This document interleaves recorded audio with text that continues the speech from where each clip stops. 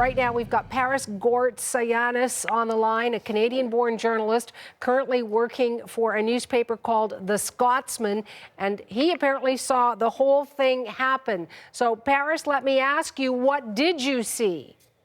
So, our office in Parliament overlooks New Palace Yard, which is the courtyard through which it's the main vehicle entrance to Parliament. The Prime Minister uses it when her motorcade arrives at Parliament.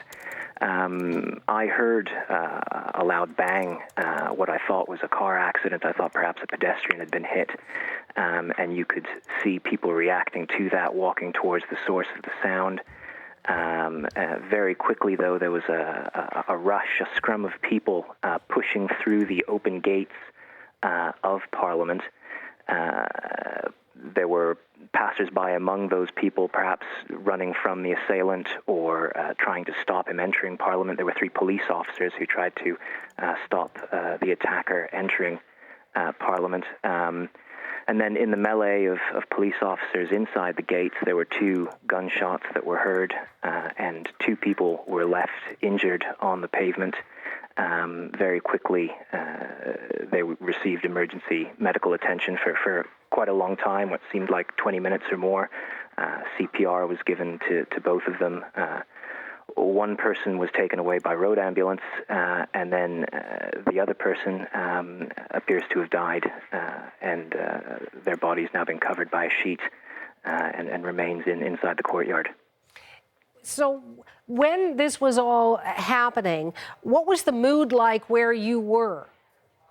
Well, I'm still in my office. We were told to stay in place. So the people around me were mainly other journalists, and we were watching the scene unfold.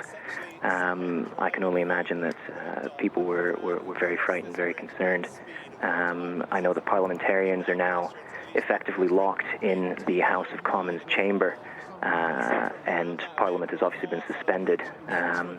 And you can tell from social media that they're also very concerned and following the news like the rest of us. And speaking of the concern, Paris, you work for a Scottish newspaper. I understand that the Scottish Parliament debate on a mandate for new independence referendum was actually suspended because of this. Yes, I think I've been keeping an eye on that as well, and it sounds like eventually it became, when the seriousness of the incident became clear, members of Parliament in Edinburgh were no longer happy for the debate to continue, and eventually the presiding officer of that debate decided to suspend Parliament in Edinburgh as well.